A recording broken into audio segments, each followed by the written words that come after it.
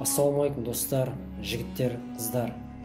Бүгінгі видеода мен сіздерге бүкіл әлем танитын, қазақтан шыққан, яғни бүкіл ислам мемлекетін моңғол шапқыншыларынан қорғаған, кресшілер жорығынан қорғаған әйгілі Сұлтан Бейбарыстың 3D моделінің қалай жасалғанын, кім жасағанын, қандай программамен жасағаны жайлы айтам, және видеоның соңына дейін соны көрсетемін.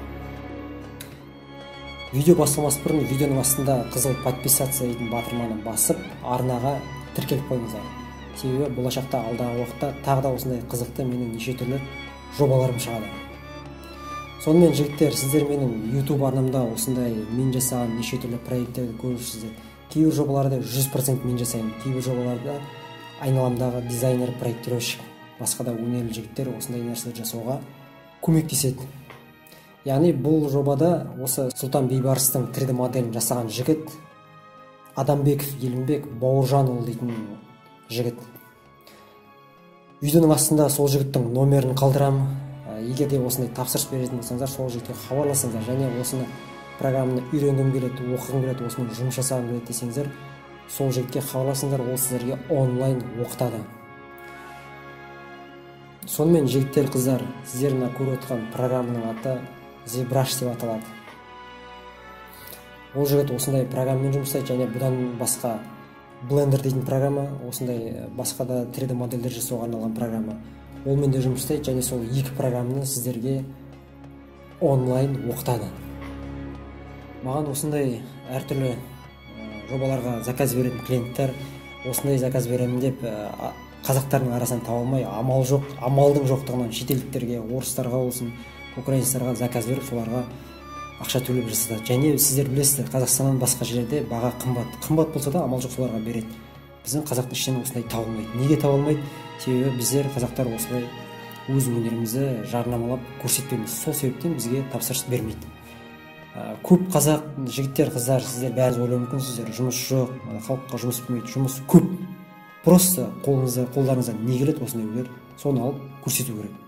Сіздерде бәріңізде қолыңызда смартфон бар, соның ішінде интернет, Instagram, Facebookқа бәріне осындай өнерлеріңізді салсаңыздар, сіздерге адамдар хабарласады, заказ береді, сіздерді жұмысқа шақырады. Жұмыс көп. Бір проблема тек қана өз өнерлеріңізді көрсетулеріңіз керек болды. Одан басқа проблема жоқ. Жігіттер, қыздар, бұл видеоны мен сіздерге не үшін көрсетіп жатырмын? Себебі маған хабарласатын көп жігіттер, қыздар, үлкен кісілер осындай программаны үйретесің ба, оқытасың ба деп осындай курстар таба алмаған соң, амалдың жоқтығынан Россиядан, Украина, Беларусиядан немесе басқа да шетелдіктерден соларға бәленбай мыңдаған, 100 мыңдаған ақша төлеп оқып жатыр. Себебі қазақтар білмейді, что мұндай нәрсені біз өзімізде жасай аламыз. Тек қана біздің бір кемшілігіміз осындай өзіміздің өнерімізді елге көрсете алмаймыз. Мен сол себепті біздің қазақтың жігіттерінің, қыздарының осындай қолынан неше түрлі өнер келетінін бүкіл Қазақстанға көрсеткім келеді. Бізде жасай аламыз, бізде шетелдіктерден ешқандай кемшілігіміз жоқ. Біздің бір кемшілігіміз бар, біз өз өнерімізді көрсетуге ұяламыз. Ал дәл осыны бір шетелдіктер жасайтын болса, олар осыны аузын толтырып айтатын еді, мен осындай әлемді өзгертемін, бүйтемін, сөйтемін, қырамын, жоямын деп айтатын еді. Олар сәл нәрсені, биттей нәрсені, бүйедей нәрсені түйедей қылып көрсетеді. Ал біз қолымыздан қазақтар қаншама өнер келеді, соны көрсете алмаймыз. Ұялмай бәрін көрсету керек. Айтпақшы, жігіттер, қыздар, бұл тек қана бүгін осы проекттің бір кішкене ғана бөлігін көрсеттім. Яғни Бейбарыс Сұлтан қалай жасалатынын көрсеттім.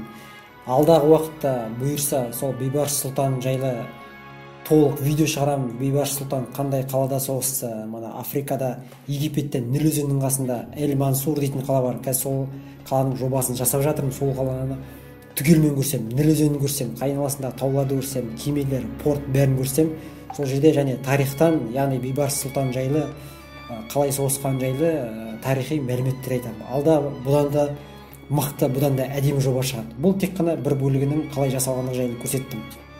Сонымен достар, бұл видео сіздерге қызықты болды деп ойлаймын.